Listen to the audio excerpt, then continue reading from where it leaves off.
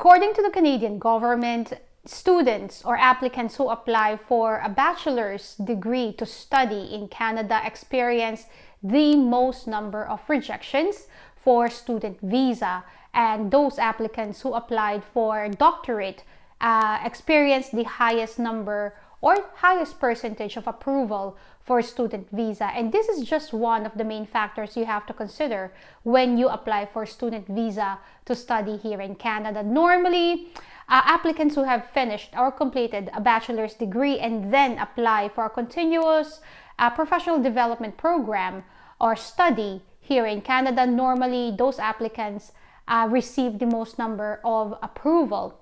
Now, these are the top 5 major reasons that your student visa application could be rejected. Of course, as you can imagine, there are much more than 5 major reasons, but a 10-minute video cannot possibly cover all the possible reasons, and therefore these are the I believe, at least to my belief or my understanding, these are the most important factors that you certainly have to take seriously when you apply for student visa in Canada. Number 1 is the choice of program.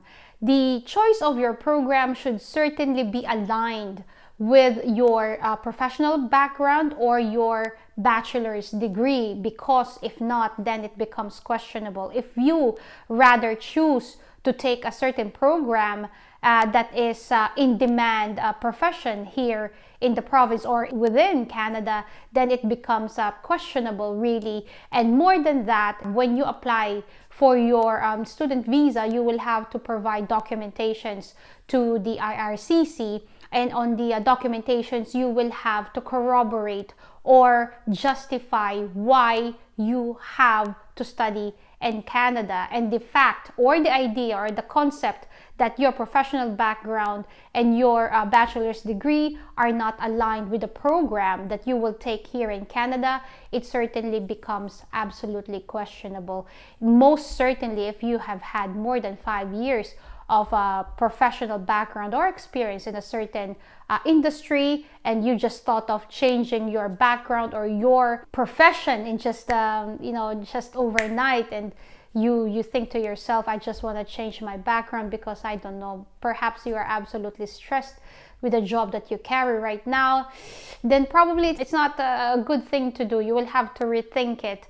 Because then if you did that, the probability of you being rejected with a student visa is certainly high, and you do not want to waste so much energy, time and effort into applying for a student visa if you know for a fact that the probability of it being rejected is high. So you want to increase the probability of being approved of a student visa, and therefore the choice of program is something that you have to consider very seriously. The second one is to prove that you do have the intent, the absolute intention to go back home after you finish your degree or your program.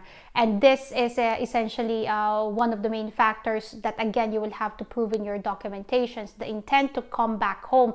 You have to prove that there is a reason, a sensible reason for you and a believable reason for you to go back home. You have to have your family there, of course, probably a job that you will go back to, probably a business that you will manage, and therefore you have to go back to properties that you have to manage, and therefore you have to go back to, you have to prove that you have the intention to go back and not stay in Canada when you finish your program. Of course, all of these are all bureaucracy. These are all the name of the game. It's just all, you know, the trick that you have to play along. The thing is, student visa had certainly been a pathway of many people to be a Canadian PR, and you have to play along with the idea that you have to prove that you will certainly go back home when you have finished your program.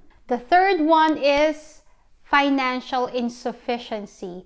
It helps that you do not just provide proof that you meet only the minimum fund requirements. It certainly is helpful that you are able to prove that you can provide for yourself, one, and provide for your family for more than a year, or a year of living within Canada, even without the need to work. This truly provides the onus to the immigrants or the immigration officer that you have the capability to sustain yourself and your family. Now, there are various ways to prove that you have got the financial sufficiency to provide for yourself and your family. It could be in the form of jewelry. You have to prove that you have got certain jewelries that you own and you can certainly sell them.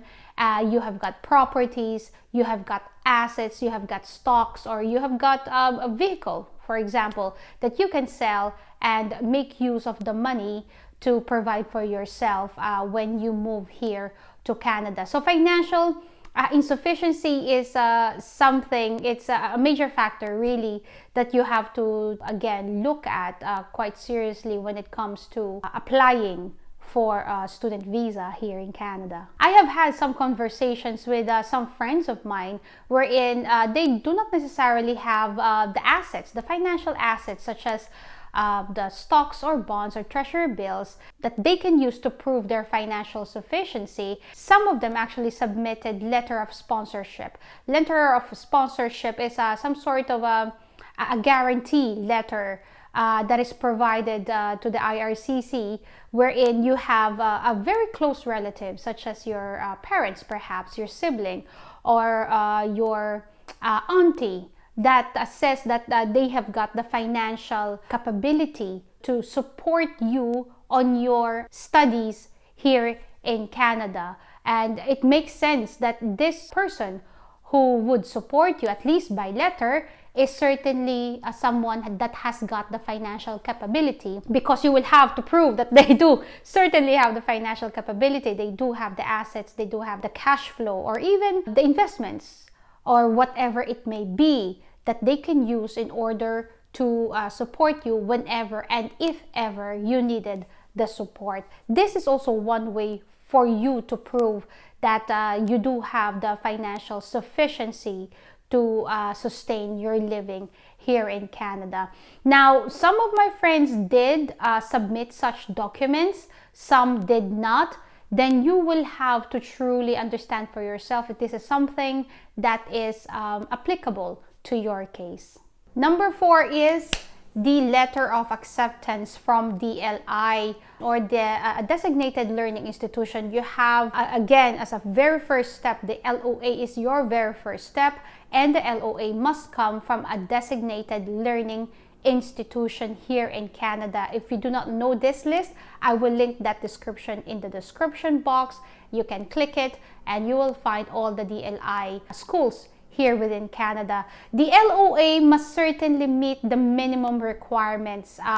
If the immigration officer sees something that is fishy, or something that the applicant does not necessarily meet the minimum requirements of the institution, then the officer has got all the reasons to reject the visa application. So the point of the matter is, just because, it doesn't necessarily mean that just because you already have the LOA, the immigration officer would not even bother check the minimum requirements of certain institutions. You will have to ensure that you do certainly meet the minimum, at least the bare minimum requirements for you to be eligible for LOA, because if the LOA becomes questionable, and then the entire visa application can be truly rejected. And the 5th one is, this is truly, I don't know, shall I say common sense? It's not providing proper documentations. The application for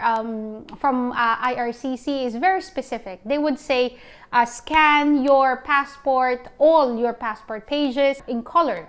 And if they say you to scan from page 1 until the very last page in color, you have to do it in such a manner. Do not scan it in black and white. If they say that if your documentations are not in English, if it's either in Arabic or in any other language, then it will have to be translated into English and legally translated into English. There are a list of people who are accepted by the RRCC as legitimate translators, and you have to have your documents translated into English by those legitimate translators. If not, and then you endanger the idea of being rejected from having a student visa. If the instruction in certain forms say that in all of the boxes you put NA, if it does not apply, then you put all NA if it does not apply. The instructions are very strict. The instructions are very focused and very direct.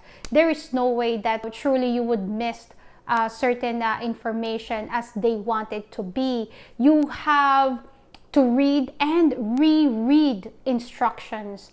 Really, there are even instructions that list all your brothers and sisters if you do not have enough space, and then you can add another page of paper and put a certain name on a page of paper, and you do it in such a manner. You can do that. You will have to read all the instructions properly and submit documents the way they wanted it to be submitted. And of course, the last thing that I wanted to put here, and this is absolutely important, is to never, ever, ever submit fraudulent documents. Because even if you did receive a student visa, you'll never know if the IRCC or the government catches up on you, and the moment you apply for your PR, you are illegitimate and will be banned really from entering Canada ever again.